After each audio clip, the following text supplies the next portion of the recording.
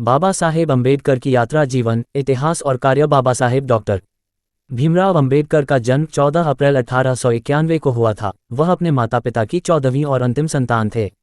Doctor Baba Saheb Ambedkar के पिता सूबेदार रामजी मालोजी सकपाल थे। वह ब्रिटिश सेना में सूबेदार थे। बाबा साहेब के पिता संत कबीर के अनुयायी थे और वे बेहद सुविज्ञ भी थे। डॉक्टर भीमराव रामजी अम्बेडकर लगभग 2 वर्ष के थे जब उनके पिता सेवानिवृत्त हो गए। जब वह केवल 6 वर्ष के थे तब उनकी माताजी की मृत्यु हो गई। बाबा साहेब की प्रारंभिक शिक्षा बंबई में हुई। अपने स्कूली दिनों में ही उन्हें गहरे सदमे के साथ इस बात का एहसास हो गया था कि भारत में अस्पृश्य होना क्या होता है। डॉक्टर अम्बेडकर अपनी स्कूली शिक्षा सतारा में ग्रहण कर रहे थे। दुर्भाग्यवश डॉक्टर अम्बेडकर की माताजी का निधन हो गया। चाची ने उनकी देखभाल की। बाद में वह बंबई चले गए। अपनी पूरी स्कूली शिक्षा के दौरान वह अस्पृश्यता के अभिशाप का दंश झेलते रहे। उनके मैट्रिक करने के बाद 1907 में उनकी शादी बाजार के एक खुले शेड के नीचे हुई। डॉक्टर अम्बेडकर ने अपनी स्नातक की पढ़ाई एल्फिंस्टन कॉलेज, बंबई से पूरी की, जिसके लिए उन्हें बड़ौदा के महामहिम सयाजीराव गायकवाड़ से छात्रवृत्ति प्राप्त हुई थी। स्नातक की शिक्षा अर्जित करने के बाद उन्हें अनुबंध के अनुसार बड़ौदा संस्थान में शामिल होना पड़ा। जब वह बड़ौदा में थे तभी उन्होंने अपने पिता को खो दिया। वर्ष 1913 में डॉक्टर अम्बेडकर को उच्च अध्ययन के लिए अमेरिका जाने वाले अध्येता के रूप में चुना गया। यह उनके शैक्षिकी जीवन का महत्वपूर्ण मोड़ साबित हुआ। उन्होंने क्रमशः 1915 और 1916 में कोलंबिया यूनिवर्सिटी से M.A. और Ph.D. की डिग्री प्राप्त की। इसके बाद आगे की पढ़ाई के लिए वह लंदन चले गए। वकालत की पढ़ाई के लिए वह ग्रेज इन में भर्ती हुए और उन्हें London school of economics and political science में D.Sc. की तैयारी करने की भी अनुमति दी गई, लेकिन बड़ौदा के दीवान ने उन्हें भारत वापस बुला लिया। बाद में उन्होंने बार एट लॉ और D.Sc. की डिग्री भी प्राप्त की। उन्होंने कुछ समय तक जर्मनी की बॉन यूनिवर्सिटी में अध्ययन किया। 1916 में उन्होंने costs in India there mechanism, Genesis and development विषय पर एक निबंध पढ़ा। 1916 में उन्होंने national dividend for India a historic and analytical study पर अपनी थीसिस लिखी और Ph.D. की डिग्री प्राप्त की। इसे 8 वर्ष बाद evolution of provincial finance in British India शीर्षक से प्रकाशित किया गया।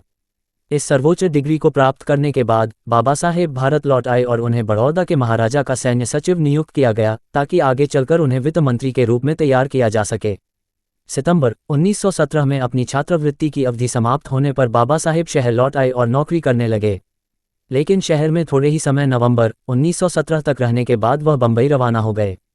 अस्पृश्यता के कारण अपने साथ हुए दुर्व्यवहार ने उन्हें नौकरी छोड़ने के लिए विवश कर दिया था। डॉक्टर अम्बेडकर बंबई लौट आए और राजनीतिक अर्थव्यवस्था के प्रोफेसर के रूप में सिडेनहम कॉलेज में पढ़ाने लगे। सुविज्ञ होने के कारण वह छात्रों के बीच बहुत लोकप्रिय थे, लेकिन लंदन में कानून और अर्थशास्त्र की पढ़ाई दोबारा शुरू करने के लिए उन्होंने अपने पद से इस्तीफा दे दिया।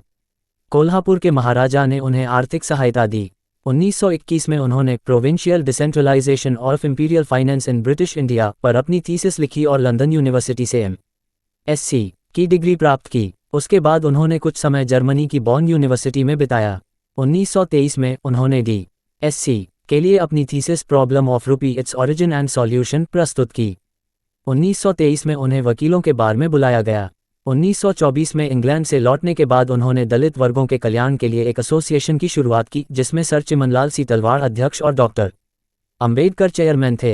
एसोसिएशन का तात्कालिक उद्देश्य शिक्षा का प्रसार करना, आर्थिक स्थितियों में सुधार करना और दलित वर्गों की शिकायतों का प्रतिनिधित्व करना था। नए सुधार को ध्यान में रखते हुए दलित वर्गों की समस्याओं को हल करने के लिए 3 अप्रैल 1927 को बहिष्कृत भारत समाचार पत्र शुरू किया गया।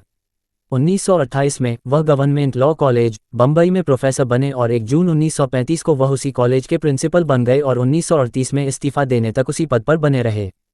13 अक्टूबर 1935 को नासिक जिले के येवला में दलित वर्गों का एक प्रांतीय सम्मेलन आयोजित किया गया। इस सम्मेलन में उन्होंने ये घोषणा करके हिंदुओं को हतप्रभ कर दिया कि मैं हिंदू धर्म में पैदा हुआ, लेकिन मैं हिंदू के रूप में नहीं मरूंगा। उनके हजारों अनुयायियों ने उनके फैसले का समर्थन किया। 1936 में उन्होंने बॉम्बे प्रेसिडेंसी महार सम्मेलन को संबोधित किया और हिंदू धर्म का परित्याग करने की वकालत की। 15 अगस्त 1936 को उन्होंने दलित वर्गों के हितों की रक्षा के लिए स्वतंत्र लेबर पार्टी का गठन किया, जिसमें ज्यादातर श्रमिक वर्ग के लोग शामिल थे। 1938 में कांग्रेस ने अस्पृश्यों के नाम में परिवर्तन करने वाला एक विधेयक पेश किया। डॉक्टर अम्बेडकर ने इसकी आलोचना की। उनका दृष्टिकोण था कि नाम बदलना समस्या का समाधान नहीं है। 1942 में उन्हें भारत के गवर्नर जनरल की कार्यकारी परिषद में लेबर सदस्य के रूप में नियुक्त किया गया। 1946 में वह बंगाल से संविधान सभा के लिए चुने गए।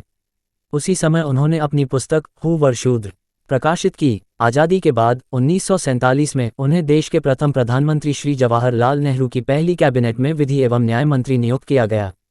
लेकिन 1951 में कश्मीर मुद्दे, भारत की विदेश नीति और हिंदू कोड बिल के बारे में प्रधानमंत्री नेहरू की नीति से मतभेद व्यक्त करते हुए उन्होंने मंत्री पद से इस्तीफा दे दिया।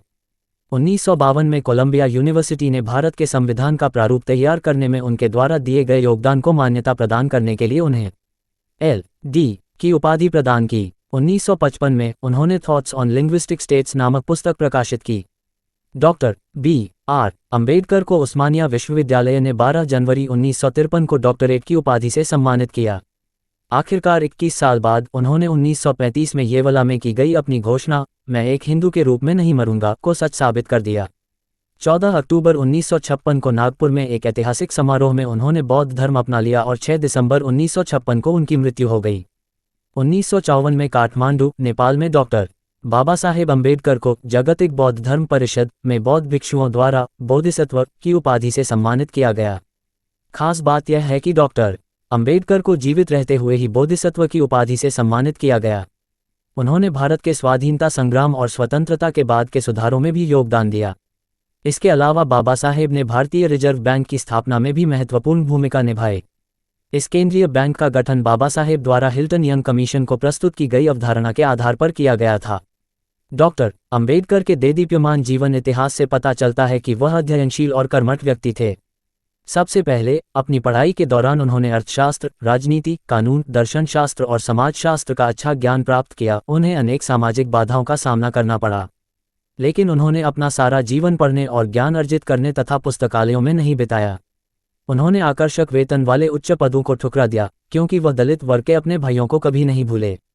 उन्होंने अपना जीवन समानता, भाईचारे और मानवता के लिए समर्पित कर दिया।